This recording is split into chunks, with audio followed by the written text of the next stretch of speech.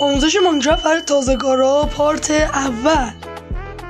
خب آموزش اول ما اینه که همیشه وقتی از اینا دیدید سریع بپرید داخلشون، چون اینا آب پرتقالن و وقتی میپرید داخلشون همونطور که میبینید شما کریتیو میشید و میتونید از داخل اینونتوریتون اینطوری هر چیزی دلتون خواست بردارید.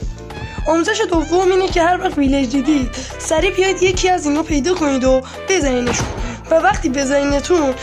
اینا میان دنبالتون تا بهتون تیتاب بدن.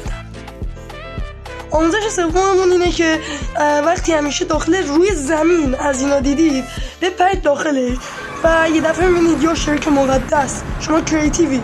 و وقتی کریتیوید از اینجا میرید بالا و سروایور میشید جلال خالق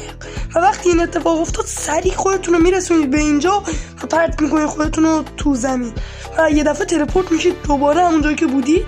و یه چیز پر از آیتم های اوپی اونجا هست و میتونید دیگه اینا رو بردارید و برید بازی رو تموم کنید و آره دیگه کارتون راحت میشه و به همین راحتی. اگه بازم از این چرت و پرتا میخوای ساب کن.